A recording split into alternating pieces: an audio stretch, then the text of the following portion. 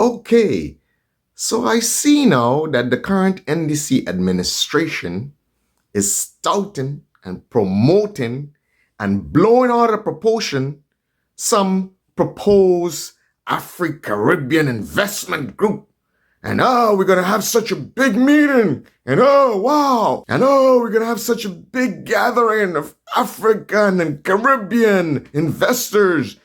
And guess what's going to happen? That's going to turn the Caribbean around. We all are going to be living high and mighty. We're going to be blowing cash out of our ass. And we're going to be living happy. Wow. Prosperous. Whoa. Africa and the Caribbean. Yeah. Listen, it's a bunch of goddamn hype. And that is what these guys are good at. They're good at sensationalism. They're good at appealing to your emotions. And they're good at script and stunts.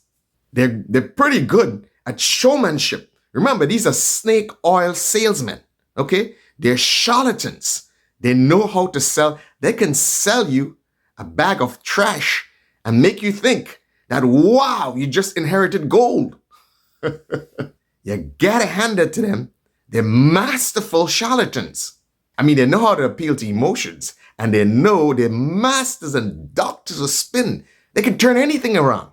So first and foremost, why the heck on God's blessed earth would I want to partner with people who sold us out to the white man, who have a history of selling us out to the white man, and with no collective remorse? Just imagine. Imagine if something happens, whatever village you live in Grenada or whatever community you live in Grenada. Let's say you live on the lands and something happens to somebody on the lands. There's years of history, of memorial of what happened to that person. Through oral tradition, it's passed down. Oh, remember this man, bam, bam, bam. And he got hurt in the community and so on. Okay, so let me break it down to you. So if you live in a community, and let's say other people came, took away some of your family members, raided the community, captured those family members, took them away, okay, and sold them into slavery, you would think collectively as a community, you'll be brokenhearted. You'd have remembrance of that event. It will be passed on through generations of what happened in our community. I don't see that with the Africans. I don't see any collective remorse for all the people that were sold into slavery. I don't see in the communities. That is not even part of their psyche.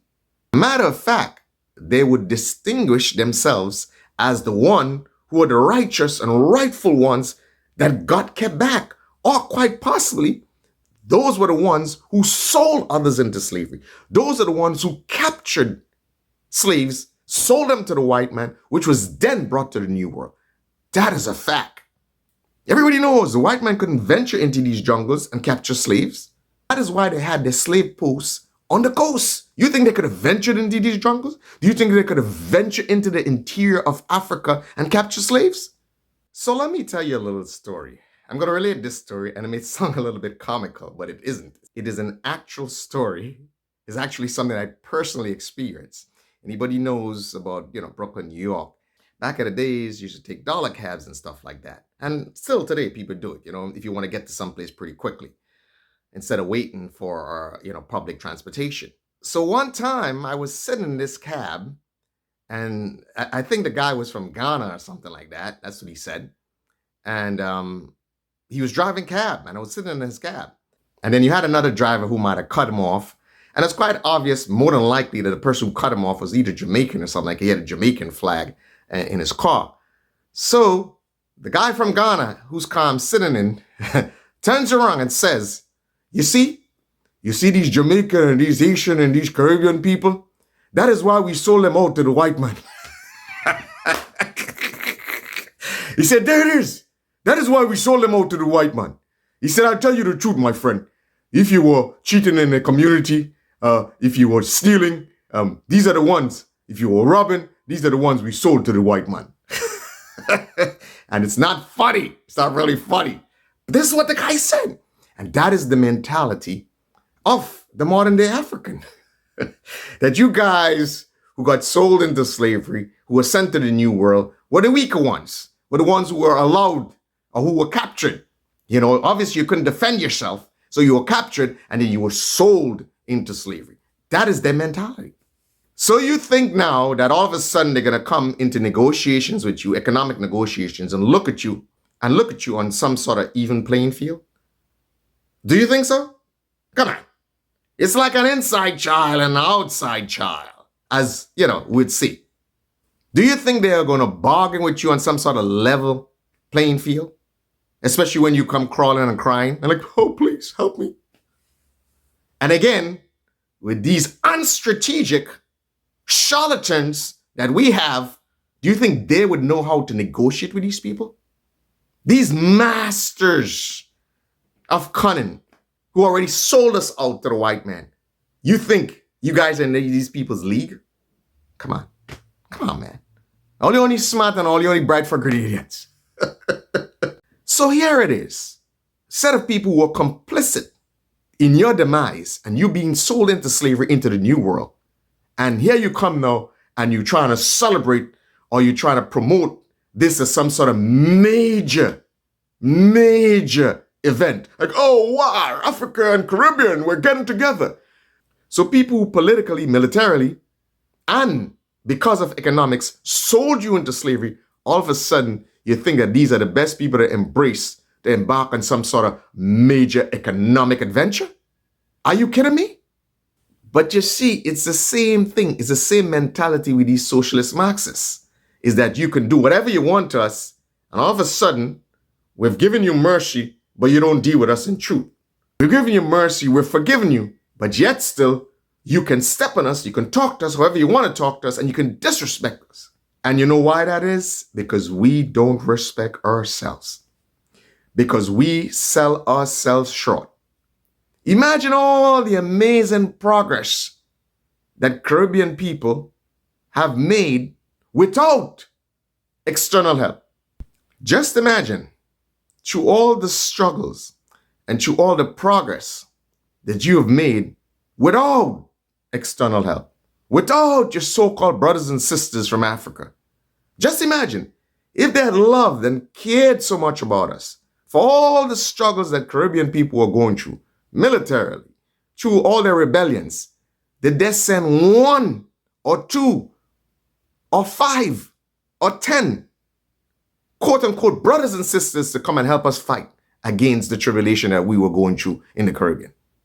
You would think if they had that psychological and emotional attachment, you would think for all the things that we were going through throughout the 50s, throughout the 40s, throughout the 60s, throughout the 70s, that they probably would have sent some of their brothers and sisters or our brothers and sisters to come and help us. But did they do that? No. But what a contrast to Caribbean folks. I guess, the little brother loves the bigger brother so much that what does he do? He leaves his Caribbean nation and goes and defends and help fight and sacrifices blood in defense of Africans. Look at the Cubans in Angola and other Caribbean people who have ventured in these parts fighting for African rights. See, now that is an expression of love that is not reciprocated. But now you're touting this as some sort of, Liberation Day, yeah, But now you're touting this as some magical, some wonderful adventure. Wow, let's embrace Africa. Let's do great economic things together. I'll tell you this, again, and it may sound comical, but the only thing that's going to come out of this is a bunch of nonsensical African movies to corrupt Grenadians even more. And now you come deceiving Grenadian people, again, for optics, for showmanship. Let's embrace Africa. Wow, Africa, Caribbean investment, yeah. It's a bunch of bull. The only people who are going to benefit from this is Africa. And these fly-by-night politicians, wannabe politicians, because these people ain't real politicians. Politicians are people who are strategic, okay? Seriously strategic, and will do things to empower and advance their people. But these people, most of the times, as you would see, when they go internationally, they smack them around. They're no real politicians. Look what happened when they went to the White House. Marco Rubio kicked them out. What, in half an hour, 45 minutes? They didn't even get to drink the seltzer water that probably was placed on the table. These are no real politicians. But you come in here touting this as if this is some sort of major breakthrough for Grenada. Are you kidding me? People who sell us out to the white man. These are the people you want to embark on with economic adventures? But I know what you're doing. You think you're slick. This is just about your aggrandizement. That's what this is about. This is about your self-promotion. This is what this is about. This is what this is truly about. And you goddamn penguin followers who always get dazzled by drone lights and ice cream pans and sweet speeches, there you go again. There you go again. Getting bedazzled. There you go again. Getting bedazzled by illusions. Okay? By illusions. And this is, in some respects, this is so obviously unstrategic. So you're thinking that the powers that currently be, that have a control over the economic situation in the Western Hemisphere, is going to allow you to just go and make some big economic pact with Africa and there are not going to be any consequences? Are you nuts? Do you think that they're going to allow this to happen without consequences?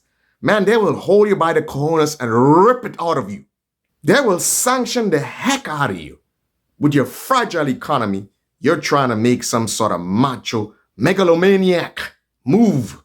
Like, yeah, we're gonna hook up with Africa. And you think that the powers that be is gonna just sit there and say, oh wow. And you delude yourself and you think that the powers that be are gonna sit there and just say, wow, Grenada, Africa, Caribbean, Africa. You people understand nothing. You may be charlatans, but you're delusional charlatans. But I know where that mentality emanates from. It doesn't emanate from you guys. You guys, again, are drinking the socialist Marxist jizz. That's what this is about. Okay? These are the fanciful players behind the scene. It is the same thing. These megalomaniac, socialist Marxists filled with delusions did in the early 80s. Thought they could sit in the quote-unquote backyard of the United States and spew a set of nonsense. Oh, we're in nobody's backyard. Let them come, let them come. We'll bury them in the sea. Set of bullshit and hogwash. And today, these advisors are trying to encourage this current administration along a path of utter destruction. These unrealistic morons who are advising this current administration are trying to encourage them along that path. If you were a little bit tidbit strategic, you know what you would have done? You would have secretly, behind the scenes, quietly tried to negotiate something with African nations. And you talk about Africa like if Africa is some sort of monolithic block. Oh, Afro-Caribbean. Boy, oh boy. Boy, oh boy. So, you could have quietly negotiated, do what you want to do with certain countries and, make your economic inroads in Africa or have Africa make the economic inroads in the Caribbean secretly and quietly. But instead, you're trying to promote this as some political move. You're trying to promote this as some big Afri-Caribbean bloc. You're politicizing it now. So you think the powers that be looking on are going to let this happen without consequences? Are you nuts? Is that political wisdom that you have? Is that the political shrewdness that you guys have? No wonder. No wonder you guys go internationally and get smacked around. But as I said, your delusional socialist Marxist advisors are the ones that are promoting this. They're the ones that are telling you to do this. We ain't stupid. We know. But as I have said in previous videos, are these the people you're going to take advice from? Look at their history. Are these the people you're going to look towards for strategic thinking? Look at their history. Boy, I'm starting to believe there must be a lack of talent. There really must be, a major absence of talent at that level in Grenada. that you would beckon to washed up socialist Marxists and look to them for advice. That you would depend on washed up socialist Marxists who have a history of failure for advice. Good luck. Good luck.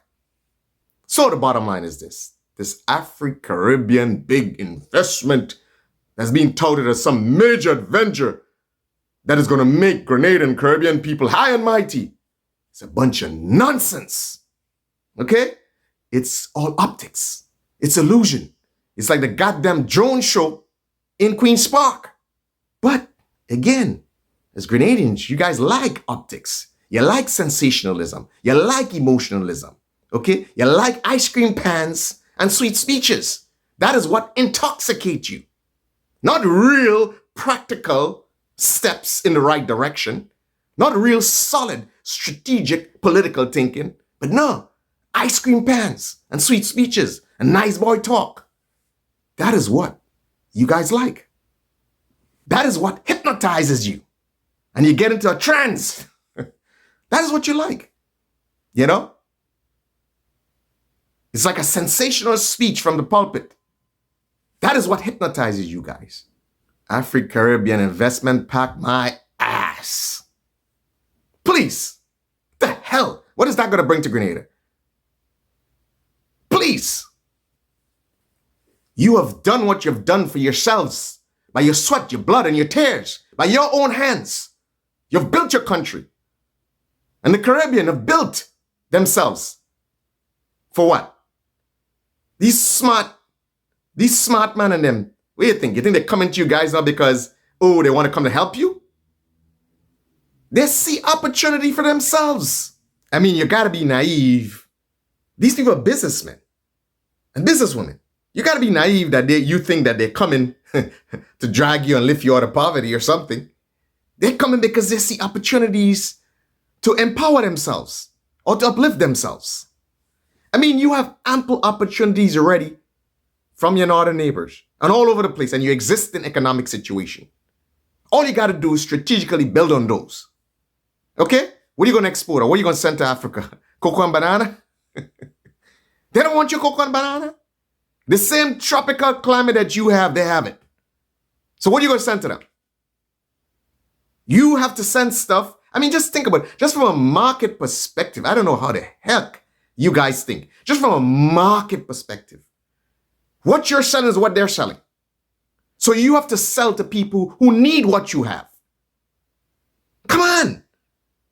As Caribbean brothers and sisters, you've banded together. You've done things for yourself. You've altered your own destiny. And now you come in and that just tells you how these young cats are so delusional. Eh? That just tells you how delusional these young cats are. Is that kind of sensationalist internet thinking? You know? Is that internet thinking? Is that megalomaniac internet thinking? Oh, wow! Everything is just going to happen.